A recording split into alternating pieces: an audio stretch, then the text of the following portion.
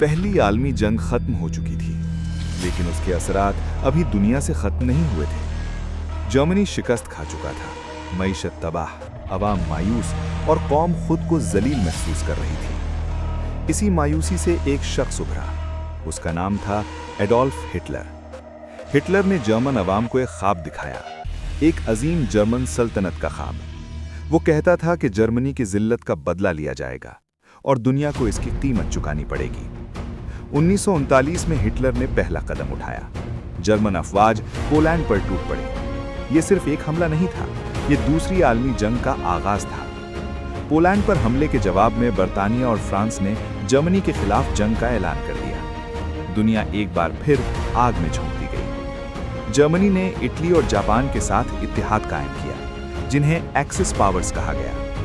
दूसरी तरफ बर्तानिया, फ्रांस और बाद में सोवियत यूनियन और अमेरिका एलाइड पावर्स बन गए। जर्मन फौज बिजली की रफ्तार से यूरोप के कई ममालिक को रौंदती चली गई।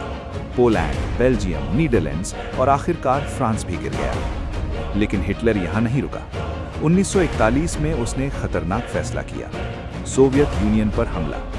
हिटलर को यकीन था कि वो रूस को चंद महीनों में शिकस्त दे देगा, लेकिन रूस की सख्त सर्दी और शदीद मुज़ाहिमत जर्मनी के लिए तबाहकुन साबित हुई।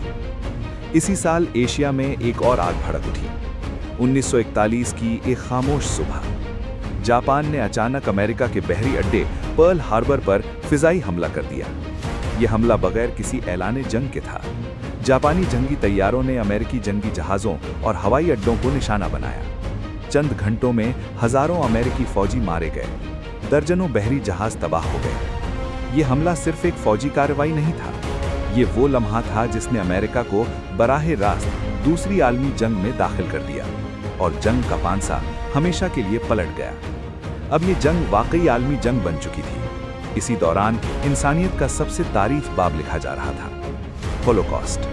लाखों यहूदी और दीगर अक़लियतें नाजी कैंपों में कत्ल कर दी गईं। ये सिर्फ जंग नहीं थी, ये इंसानियत के खिलाफ जुर्म था। जंग जैसे जैसे आगे बढ़ी, जर्मनी दो महाजों पर कमजोर पड़ने लगा।